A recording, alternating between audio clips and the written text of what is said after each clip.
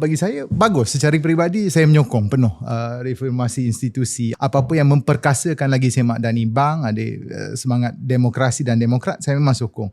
Cumanya saya nak guna nasihat ini, nasihat bila bab politik dan juga janji-janji politik dan juga kerajaan, nasihat yang sama kita gunakan dalam bercinta jugalah.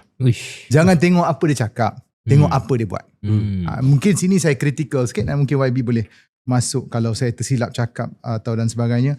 Sebabnya reformasi institusi ni sebenarnya boleh buat daripada awal lagi. Tahun ketiga dah nak, masuk tahun keempat baru nak buat, jadi orang pasti akan rasa sanksi. Yang pertama tadi, sebab ada beberapa reformasi institusi yang kita boleh buat sebelum ni yang tak begitu kontroversi, tapi dah boleh buat dah. Misalnya pemansuhan aksa mesin cetak dan penerbitan selama 84, dah boleh buat. You have the numbers. You don't need two-thirds majority misalnya. Keduanya, Akta Universiti dan College Universiti. Okey lah, kalau Imal nak mansuh tu mungkin berat sikit, you can boleh diperkenalkan, penambahbaikkan, beri lebih kebebasan kepada mahasiswa dan pensyarah, peruntukan parlimen yang adil kepada pembangkang dan MP kerajaan. Ini langsung tak payah apa-apa akta.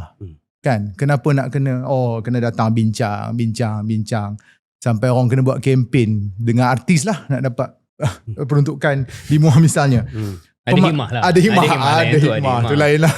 Tu episod lepas kita dah bincang. Tak semua boleh buat. Itulah, tak semua boleh buat. Ada yang nak, tapi seorang yang boleh buat. Ramai nak.